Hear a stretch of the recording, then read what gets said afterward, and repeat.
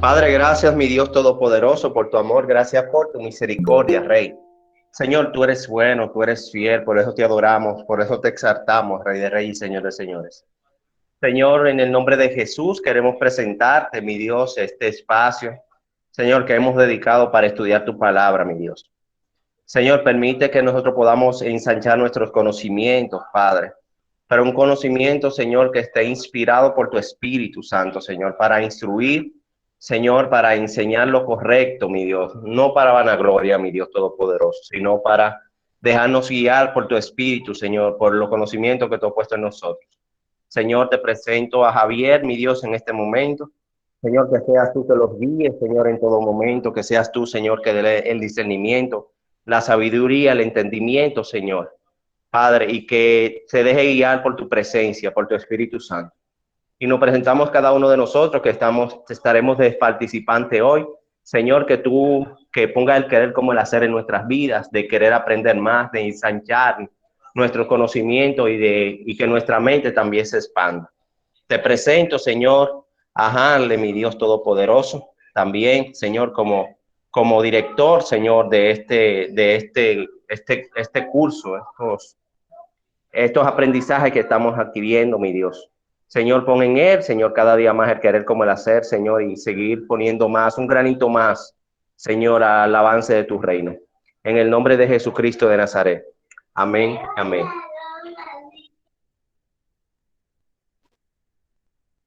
Amén. Dios le bendiga a mis hermanos. Mi nombre es Javier Paniagua. Para mí es todo un privilegio poder estar por esta plataforma para compartir de la palabra de Dios, para edificar nuestras vidas y que juntos, como un solo cuerpo, nosotros podamos crecer en el conocimiento de la palabra de Dios. Nos congregamos en la iglesia Estrella del Este, Antorchas Encendidas. Eso es en Villa Tropicalia, Santo Domingo Este. Hasta el momento no, ninguno de los hermanos de la iglesia nos está acompañando. Mi esposa Scarlett está con nosotros, pero a medida avance el tiempo iremos tratando de ver cómo involucramos a algunos de los hermanos también que puedan sumarse a este equipo que ya sigue siendo más numeroso cada día, ¿verdad? Así que, dando como introducción, como dijo el hermano Edward al principio, siéntase en confianza de intervenir en total libertad de cuando usted escuche algo con lo que no esté de acuerdo, entienda que usted lo puede enriquecer, puede abrir su micrófono e interrumpir para que nosotros todos podamos crecer.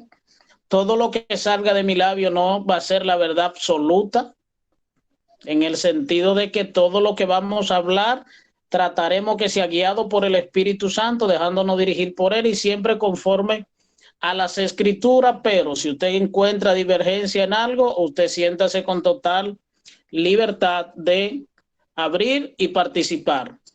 Si en algún momento utilizo alguna referencia bíblica, porque no le voy a decir, porque el profeta tal dijo esto en tal capítulo, versículo, si usted le llama la atención una lectura que yo pueda introducir durante la conversación, usted la nota. ¿Y dónde fue que el profeta Ezequiel dijo eso? Porque entonces le vamos a hacer llegar toda esa cita, referencia que podamos utilizar. Entonces, oye, pero el varón dijo tal cosa, me gustaría saber dónde que lo dice y se lo vamos a hacer llegar por igual. Y si algún hermano pues lo conoce, pues también lo puede decir o lo busca rápido con la facilidad que nos da la tecnología. Bien, entonces vamos a iniciar nuestro tema que damos inicio ya después de ver la introducción a los evangelios y demás.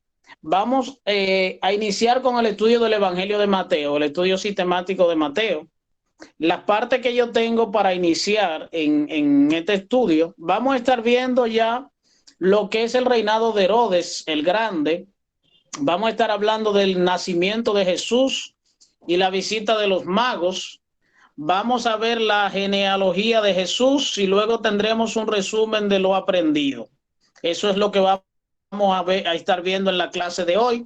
Le voy a pedir que tenga su Biblia a mano porque vamos a hacerlo de manera dinámica. Vamos a tratar de leer cuando vayamos a hablar de algo, leer la lectura bíblica que hacen referencia a esto para que eso enriquezca más la participación y el estudio que vamos a tener. Bien, así que tenga su Biblia a mano. ¿Por qué es usted que va a leer? Yo voy a decirle, bueno, quién se anima a leer y entonces usted va a participar también de la clase. ¿De acuerdo? ¿Todos estamos de acuerdo? Amén. Perfecto. Entonces, vamos a iniciar. El hermano Edward hablaba acerca de que el Evangelio de Mateo, escrito por Mateo, el recaudador de impuestos, hablaba a los judíos específicamente y se esforzó siempre por hacerle entender a los judíos sobre quién era Jesús, el nacimiento de Jesús y otra de las señales que el maestro hacía. Entonces, hoy nosotros vamos a estar viendo el reinado de Herodes. ¿Por qué entra Herodes en la historia del nacimiento de Cristo? ¿Por qué era necesario que esté en la Biblia?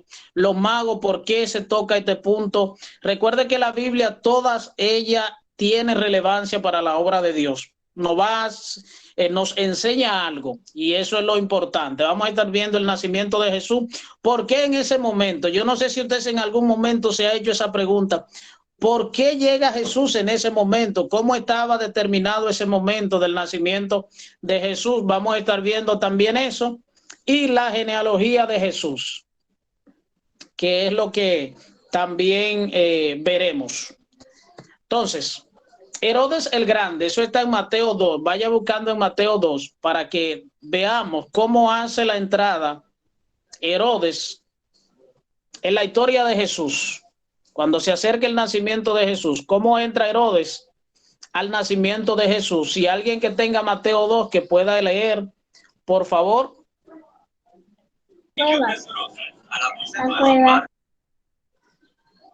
Desde el verso 1, quien lo tenga. Yo puede ser. ¿Puedo leer? Sí, adelante. Mateo 2, mira, se me fue. Mateo 2, verso 1, ¿verdad que sí? Sí. Dice, la visita de los magos. Cuando Jesús nació en Belén de Judea, en el día del rey Herodes. Ok, continúa, ya puede continuar. Cuando Jesús nació en Belén de Judea, en días de rey Herodes, vinieron del oriente a Jerusalén unos magos. ¿Me dijiste hasta el 1 o continúo?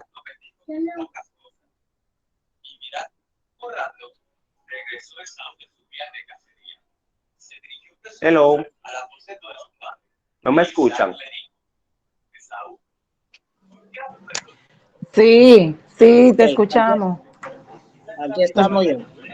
Javier, Cuando Mateo comienza a hablar acerca del nacimiento de Jesús y de la visita de los magos, él hace mención y dice que era en día del rey Herodes. En los días del rey Herodes, los magos visitan el pueblo de Jerusalén. Entonces, Herodes, según la historia, miren, nació en el 74 antes de Cristo. Muere aquí usted puede ver dos fechas, una que está el 4 antes de Cristo y el 4 después de Cristo. Hay una divergencia en la historia sobre la muerte del rey Herodes, que no hay un acuerdo todavía en los cálculos que han hecho para determinar la muerte del rey Herodes. Y son varias las teorías que hay, las explicaciones que dan con relación al inicio de su reinado, cuánto tiempo duró reinando y para determinar en el tiempo que murió. Y hay un total desacuerdo ahí. Entonces, aquí es importante, nosotros como cristianos, si hay algo a lo que nosotros le damos relevancia y entendemos como verdad absoluta, aunque pueda presentar en algún momento alguna oportunidad de traducción, es la verdad de la Biblia. Es lo que la Biblia nos revela, es lo que la Biblia nos enseña. Y la Biblia nos dice que en el tiempo del rey Herodes, refiriéndose a Herodes el Grande, es cuando viene Jesús. Herodes era un rey que practicaba el paganismo y el judaísmo.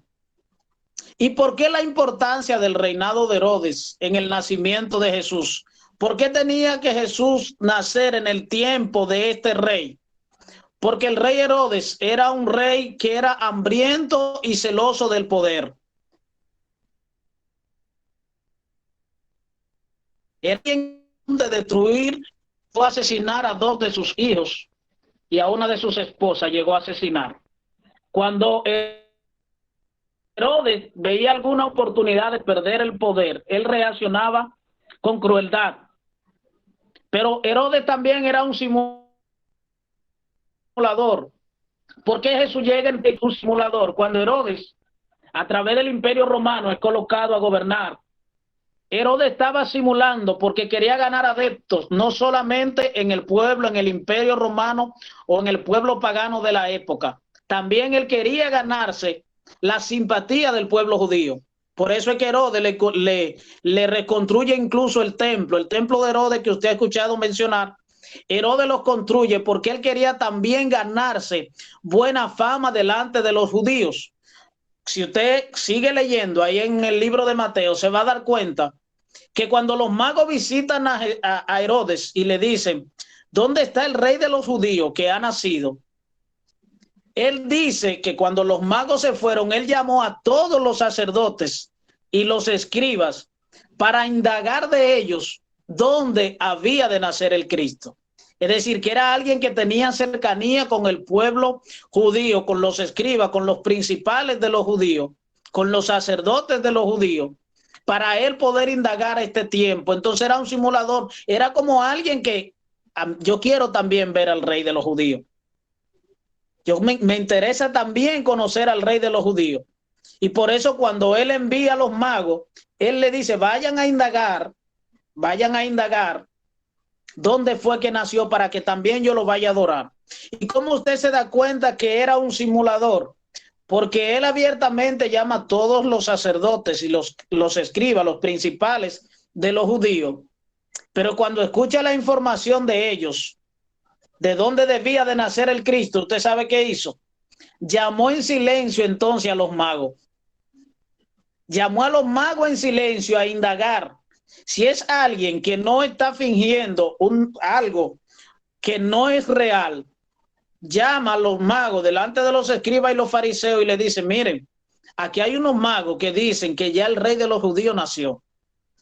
Aquí hay unos magos que dicen que vieron una estrella y que han venido a adorar al rey de los judíos porque esa estrella lo guió. Y le hace saber al pueblo judío que estaba esperando la promesa que el rey había nacido. Sin embargo, él llama en silencio el pueblo a los magos para tratar de indagar. Pero este hombre era también un súbdito del Imperio Romano. El Imperio Romano que tenía subyugado al pueblo judío en el momento había colocado también al rey Herodes. Es decir, que era alguien que defendía los intereses del Imperio Romano. ¿Por qué? Porque el Cristo que había venido a libertar al pueblo judío tenía que enfrentarse con alguien que tuviera todo el poder de oponerse a él. Y por eso nace en este tiempo del rey Herodes, un rey lleno de crueldad, que desde que escucha que los magos le dicen dónde nació el rey de los judíos, dice la Biblia que el rey Herodes y toda Jerusalén se turbó con él. Quiero hacer una pregunta acá. ¿Por qué ustedes creen que el rey Herodes se turba cuando escucha esta información de los magos? Cualquiera puede participar. Bueno, mi opinión fue, o sea, una de las tantas es de que él se sintió como amenazado como rey, por así decirlo. Amenazado como rey, ya que había aparecido un nuevo rey, había nacido un nuevo rey. Entonces ya eso para él ya le traería cierta consecuencia de que ha aparecido un sucesor, por así decirlo. Totalmente. El que es colocado por el Imperio Romano Dios para bendiga. gobernar. Okay, voy con usted, hermano Hanley. El que es colocado por el Imperio Romano escucha la noticia, mira, nació un nuevo rey y es rey de los judíos, es decir, el pueblo que tú tienes dominado, ya le ha nacido su rey. Y él escucha esto y como dice el hermano Mar, él vio una amenaza, pero voy a perder el reinado. Recuerde que le había descrito a Herodes como un hombre hambriento y celoso del poder. Hermano Hanley, luego mi hermana Ruth.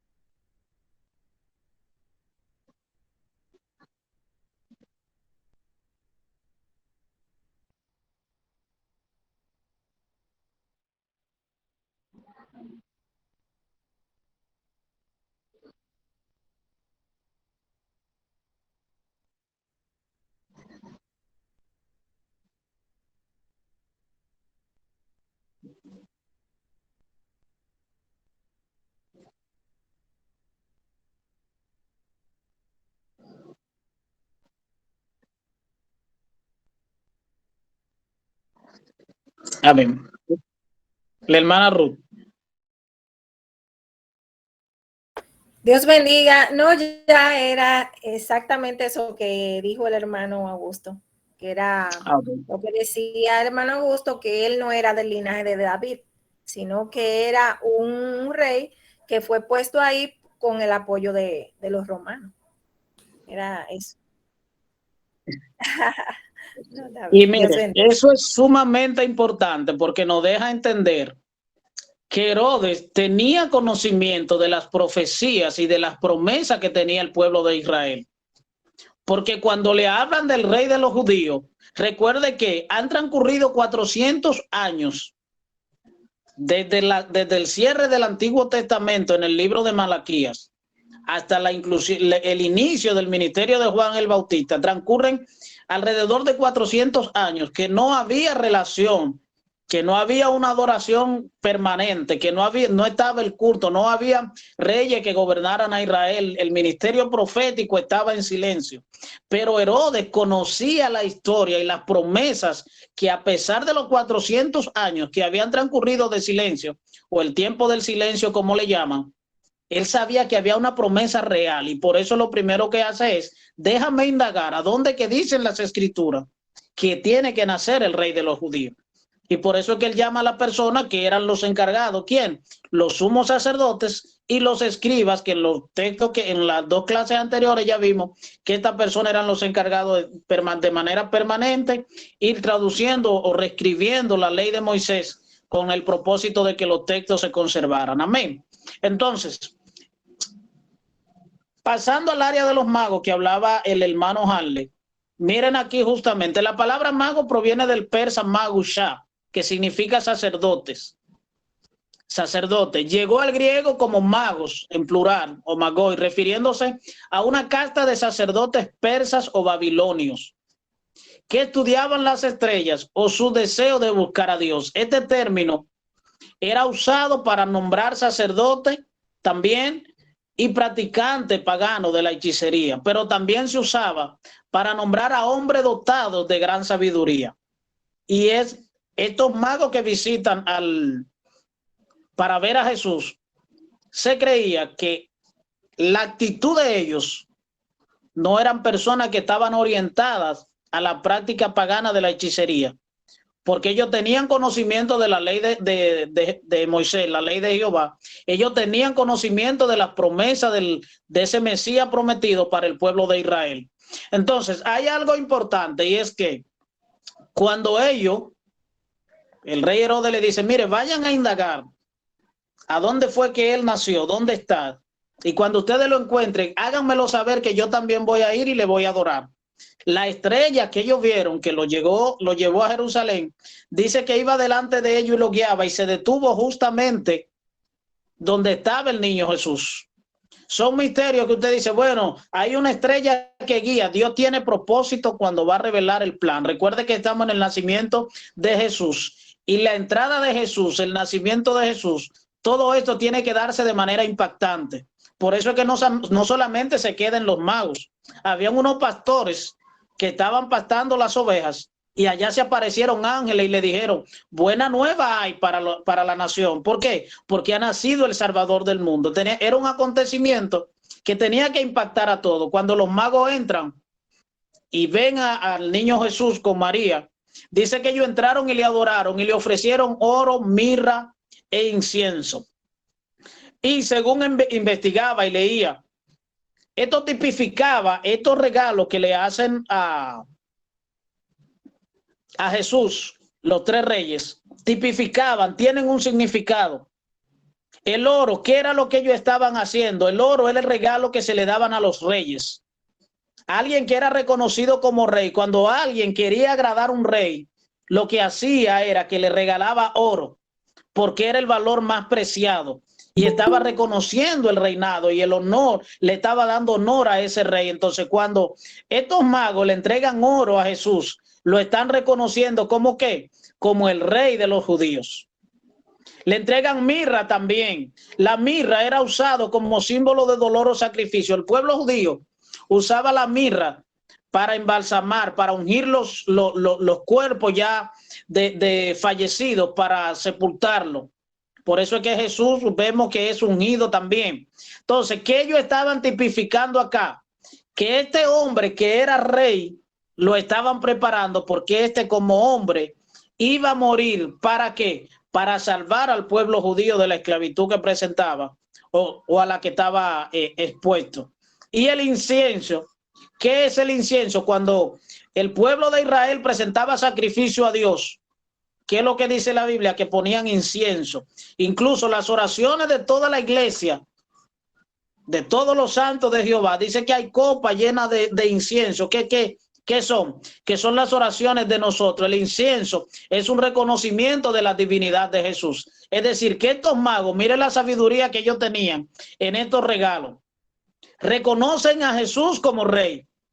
Lo ungen reconociendo que éste había de morir como hombre para salvar al hombre, y reconocen la divinidad total de Jesús como el único digno de recibir la alabanza, como el único digno de recibir la adoración. Amén. ¿Alguna participación o comentario hasta acá que alguien quiera aportar? Sí, Javier, perdón. Adelante, hermano. Es recalcar eso, que los magos, los sabios, por lo mismo que dijo mi hermano Hanley o Augusto, que los sabios tenían ese conocimiento de lo que ya hace más de 400 años se decía, que iban a ser el Salvador, que se nos es entregado a un niño. Entonces ellos están haciendo memoria y están reconociendo de una manera ya a la vista, como quien dice, del mundo. Miren dónde fue al rey, óyeme, a la cabeza del pueblo en ese momento a preguntar, para que sepan que hay una cabeza que está por encima del, para que no se haga, escúcheme la palabra, para que no se haga el loco. ¿Ustedes me entienden? No, miren las cosas de Dios como son. Él fue, oigan, los sabios fueron a la cabeza, fue a la casa, fue al sacerdote de esa nación, a decirle, mira, nosotros no nos equivocamos, nosotros vinimos aquí, no fue porque nosotros quisimos, fue para que tú sepas que realmente nació el rey, para que te cuide. Eso es algo como que, si ustedes lo piensan, y, ay, Dios mío, Señor, lo metiste al medio a Jesús. No, es que los planes de Dios son perfectos. Óyeme, nació el rey. Ah, no, pues ya yo no tengo que verte, ya tú sabes que nació el rey, yo me voy por otro lado. Los ángeles dijeron, vete por otro lado, porque no podemos entrar por ahí ya yo te lo advertí. Y por eso es que ellos hacen esas referencias y esos regalos llegan porque saben y supieron que el rey nació. Dime, mi amor, un beso. Te amo. Totalmente, bien. Totalmente. Y mire lo bueno que es cuando alguien lo que hace está siendo guiado bajo la voluntad de Dios. Alguien que camine y esté seguro que anda conforme a la voluntad de Dios tendrá el valor de cumplir la misión a la que Dios le envía. Porque no era fácil presentarse quizá ante el rey Herodes, con la fama que tenía Herodes, presentarse y decirle, Herodes, ya nació un nuevo rey. Porque prácticamente le están diciendo, tú no eres el rey de los judíos en su cara. Que incluso la oración de que el Pablo le escribe a los romanos cuando le dice que si crees en tu corazón que Dios le levantó de los muertos serás salvo. Esta era una oración de reto al imperio romano, al César. Por eso es el valor de esta oración. Porque era que le estaban diciendo a César, César, tú no eres el rey. Tú no eres mi rey. Hay un nuevo rey que está en mi vida y ese rey es Jesús. Y por eso el valor de esa oración, que muchos hoy en día quizá la ven sencillo, sí, tan sencilla, pero era alguien que ponía en riesgo incluso su propia vida por decirle a César, tú no eres el rey, tú no eres mi rey. Amén. Entonces, Mateo 1:18, alguien que lee a partir de Mateo 1:18, por favor. Augusto, iba a decir algo, mi hermano.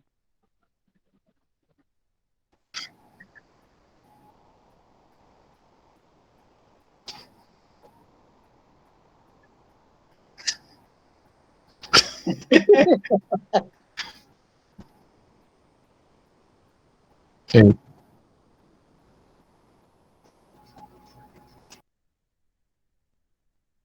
1:18. Una hora, pero si la sala, si la audiencia no tiene tema de tiempo, pues lo podemos hacer prolongado, dar las participaciones abiertas, porque lo que no quiero es que al final se haga muy extenso, entonces el material no se dé, ¿me entiendes? Pero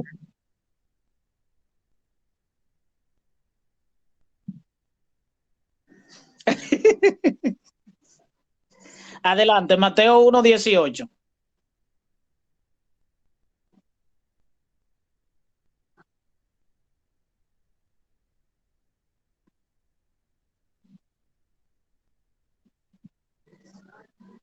Sí, hasta ahí.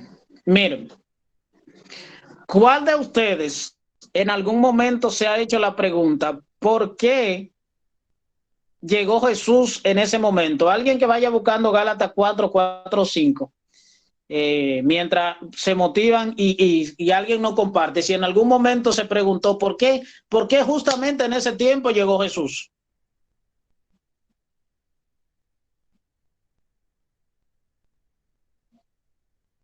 No, pues por favor, si no tienen opinión acá, que quieran compartir, alguien que me lea Gálatas 4:4-5.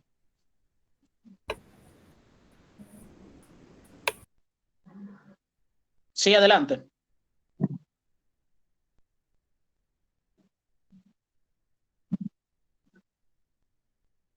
Exacto, ¿por qué?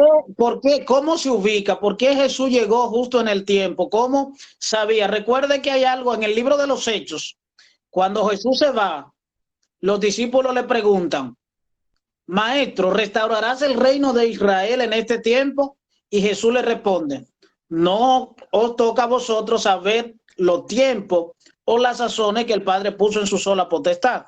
Las sazones refiriéndose a un tiempo exacto en el que Dios determina hacer algo. Entonces, ese tiempo en el que llegó Jesús, el Padre lo determinó.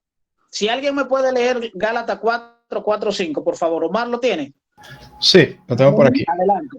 Gálatas 4:5 dice, para que redimiese a los que estaban bajo la ley, a fin de que recibiésemos la adopción de hijos. Gálatas 4, 4:5. versos 4 y 5. Ok, 4 y 5. Perfecto. Sí. Pero cuando vino el cumplimiento del tiempo, Dios envió a su Hijo, nacido de mujer y nacido bajo la ley, para que redimiese a los que estaban bajo la ley, a fin de que recibiésemos la adopción de hijos. Amén. Aquí me dice claramente que había el cumplimiento de un tiempo. Dios había determinado un tiempo y cuando ese tiempo se cumplió, vino el Hijo de Dios para redimir a los que estaban bajo la ley. Entonces, en algún momento usted se preguntó por qué, cómo Dios determinó ese tiempo o qué situación había que usted dice es el tiempo o era el tiempo preciso en el que Jesús debió venir. Amén. Hermano, eso estaba escrito. Eso fue una profecía. Entonces, el tiempo ya era profético. En ese tiempo, dice en Isaías 7:14, por tanto, el Señor mismo os dará señal. He aquí que la Virgen concebirá, dice, y dará a luz un hijo y llamará su nombre Emmanuel. O sea que ya era una profecía que debió cumplirse en ese tiempo. Amén. Entonces, miren, recuerde, le decía ahorita que habían pasado alrededor de 400 años después del libro de Malaquías, del profeta Malaquías, hasta el inicio del Nuevo Testamento. Durante todo este tiempo estuvieron sucediendo, ahí fue que vino la guerra de los macabeos, ahí vinieron que vino Hircano, que vino la elección del rey Herodes, todos los celotes, de ahí nacieron los fariseos, que eran como los separados, eran los que pretendían que el pueblo, la ley judía, el celo por la ley de Moisés permaneciera. Todo estuvo aconteciendo dentro de este tiempo. Entonces hubo algo especial que se dio para que esos preparativos como que estuvieran ya listos para que Jesús apareciera. Vemos a nivel político, en los preparativos, a nivel político había un único gobierno.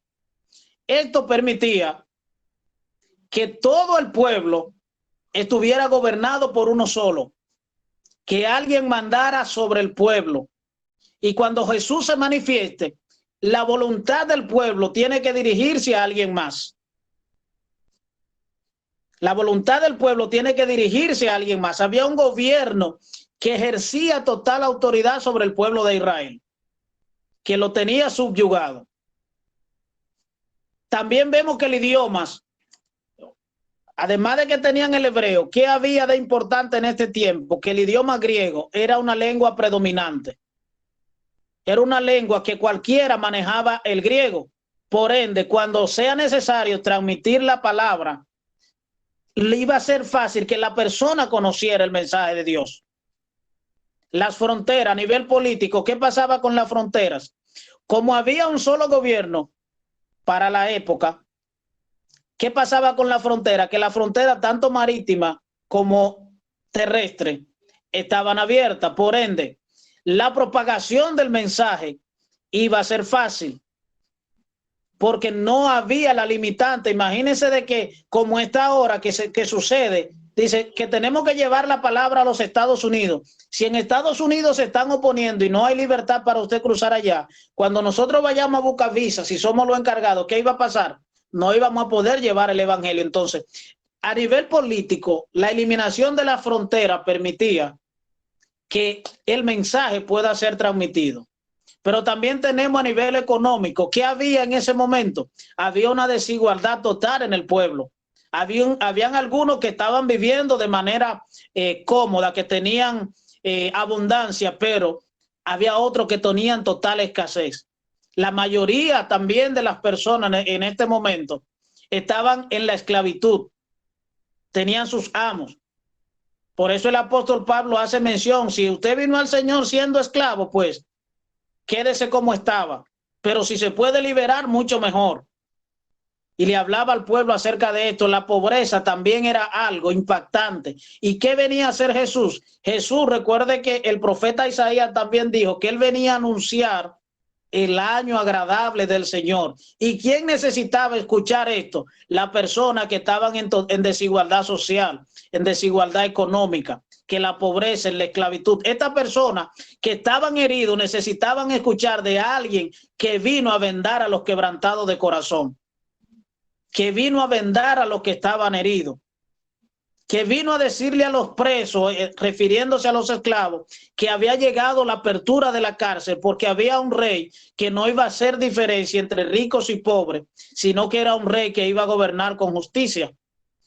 A nivel religioso también, ¿qué pasaba con el pueblo en ese entonces? La idolatría estaba predominando. El hecho de que el Imperio Romano estuviera gobernando tenía algo, y era que el pueblo judío estaba recibiendo enseñanza de idolatría, enseñanza de paganismo, al punto que al mismo César se le otorgaba divinidad. Se le otorgaba divinidad. ¿Y qué pasa? Que este pueblo que está adorado, que está en la idolatría, que está en el paganismo, que está viendo a un rey que le están otorgando divinidad, tenía que recibir a alguien que sí fuera un verdadero rey con esta característica de divinidad, para que pudiese entonces ir a adorarlo como corresponde. Y en la ley moral, moralmente, ¿cómo estaba la sociedad? La maldad estaba predominando. Y los valores, cada uno vivía pensando en su propio deseo. Por eso usted tiene el ejemplo de Mateo, que siendo judío era recaudador de impuestos. Maltratando los judíos, que eran los pobres, que le estaban subyugando y tenían que pagarle impuestos al Imperio Romano. Habían judíos que lo estaban haciendo. ¿Se acuerda también de Saqueo?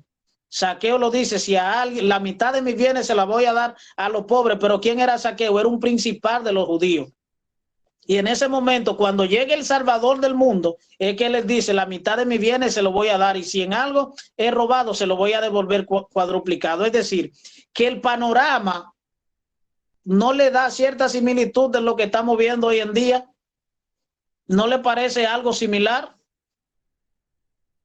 Eso nos dice a nosotros que, así como Cristo se manifestó en aquel tiempo, la venida del Señor está cerca. Porque la condición de hoy en día, el pueblo no está esclavizado a nivel político o por un líder que lo gobierne de manera física, pero de manera emocional, en el sistema de las leyes que están estableciendo, vemos que el mundo está dominado por la voluntad de los más grandes. Y entonces el tiempo, así mismo como existía esa preparación idónea para que Jesús se manifestara, ese tiempo lo tenemos hoy también. Y justamente... Adelante, mi hermano, adelante. Repite que no te escuché, mi hermano.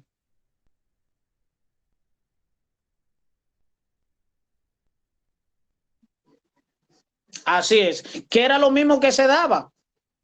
El pueblo judío estaba gobernado por un único rey. Viene un gobierno mundial que se va a establecer antes de que Cristo venga.